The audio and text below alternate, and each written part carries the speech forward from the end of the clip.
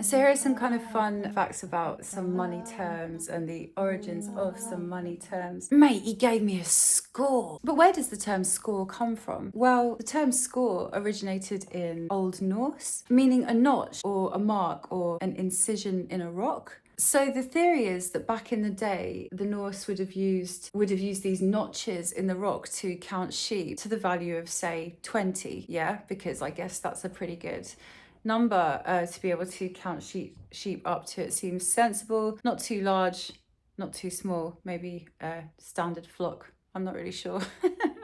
Either way, then that gave rise to the term skoru in Old English. So yeah, score Old Norse, skoru in Old English, which actually just came to mean 20. So yeah, notch. 20. Yeah, and skoru is where score comes from. So yeah, score to mean 20 from Old English and derived ultimately from Old Norse. And it's actually in very, very common usage today. We still use a score for 20 in most situations. So there you have it, score. Okay, so back in the day, money lenders were kind of like the old-fashioned banks of today, the old-fashioned bankers of today. And they would sit around on benches. And being in Italy, benches were called banca. A bench was a banca. Yeah, that's where the modern day bank comes from. But if the moneylender was unable to continue trading or continue business, the bench was broken up. So yeah, it was broken up, smashed to pieces.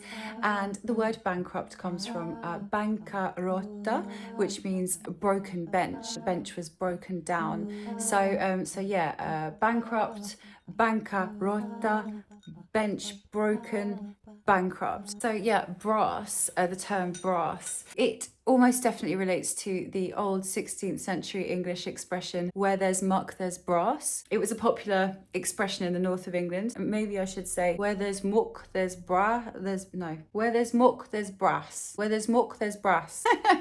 Sorry. Where there's muck, there's brass. Where there's muck, there's brass. Where there's dirt, where there's waste, there's money. And this kind of alluded to the tradesmen of the time who found the industry of, waste removal, mining, that kind of thing, very lucrative. They were quite well paid for their time. And so slowly, it came to be a term used derisively by upper middle class people to refer to people who were making money out of the muck, alluding to working class people who were making all this money shoveling shit or whatever it was they were doing.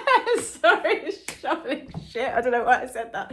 Well, whatever it was, like scrap metal, and even prostitution. And that's really nice because, well, it's not nice, but these days the word brass is still thrown about, alluding to not just prostitutes, but women too. I love it personally as a term. I think people should own it, really, if anything. But why brass as well? So there are two kind of pervading theories, in the sense that the colour brass is obviously a gold colour, and that was alluding to the gold colour of coins.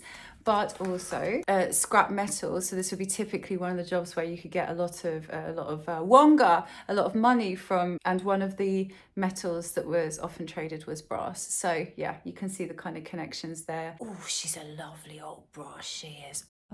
Oi, you got the readies on you. So readies literally just means cash, and it's simply derived from the expression ready cash, readies, cash, ready cash. How much did he give you? Mate, he gave me a bleeding monkey. The word monkey in UK slang is £500. And among sailors, it actually refers to the vessel that contained the full allowance of grog, i.e. booze, I guess. Why does the term for 500 nikka stem from that time? There was a 500 rupee note floating around at the time of Indian origin, which actually had a monkey on it. So that's where the term for 500 as a monkey comes from. But where does nikka come from? Some say it's connected to the use of nickel in minting coins, which would definitely make sense, and to the American slang use of nickel $5 note, which at the late 1800s was actually not valued at far from a pound. Finally, the word pound. Well, this is obviously a unit of weight, also a unit of British currency. The word for the weight comes from the Latin pondus, meaning weight. In English, we have pound for currency, but we have pound for weight. And obviously the symbol for pound is like this, and the symbol for weight is, well, LB. The letters LB come from Libra, which is Latin for balance. And of course, the star sign is named after a constellation which is supposed to represent a pair of scales and means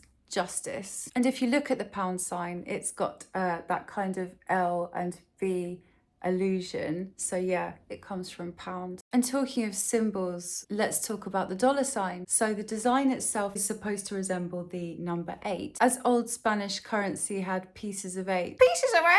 Pieces of 8! Which in terms of value are the same as a dollar. And an 8 symbol appeared on the pieces of 8, the Spanish pieces of 8 themselves. The word dollar actually comes from the German Thaler, Low German Dollar, which actually meant valley. Why is dollar related to the word valley? So around the 15th century, silver was extracted from a mine in the Czech Republic from a place called Joachim's Valley, and the mined pieces became known as Joachim's Thaler, basically meaning Joachim's Valley. These are the mined pieces of silver from Joachim's Valley. And these pieces of silver that were mined from the valley became so famous that they ended up in mass circulation, and other coins made in their image became known as dollars. So dollars, modern day dollars, coming from Joachim's Thaler, so Joachim's Valley in the Czech Republic, which was a mine for silver. That's where the word dollar comes from.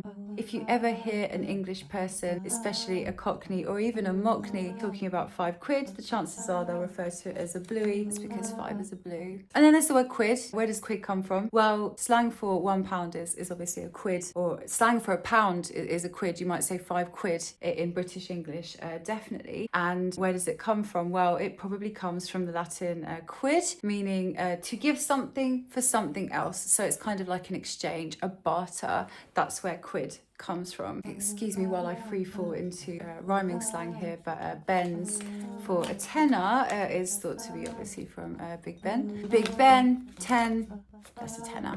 You know I got it somewhere.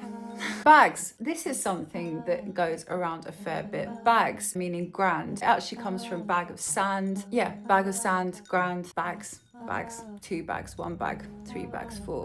So this is a somewhat contentious one. 25 pounds, £25 pony. I mean, it's a weird thing to have an exact term for, but the origins of this are a little bit shadowy. So according to most sources, the term for £25 being a pony came up in the late 18th century, and it was actually supposed to possibly be the amount you might pay for a pony. But more recent sources say that £25 in those days was probably a little bit too much to pay for a pony. The other suggestion is that the Indian 25 rupee note had a pony on it. So that was another suggestion, a bit like the monkey that we talked about earlier. The Indian 500 rupee note had a monkey on it, and that's where we get our term for monkey. This is quite cute. Bread in Cockney rhyming slang is bread and honey, meaning money. But then you've got poppy, which is kind of like the next step that Cockney rhyming slang sometimes takes. So it actually, poppy is short for poppy red, which is bread and honey. And the whole idea behind Cockney rhyming slang was it was supposed to be deliberately unintelligible to neighbouring or hostile sources. It was supposed to have originated kind of around Billingsgate Fish Market. It was supposed to be for minority groups only. So yeah, a little unintelligible language, but of course, as soon as everyone knows what bread means, you want to shade it further, so you might call it poppy red bread. It's just another layer of secrecy.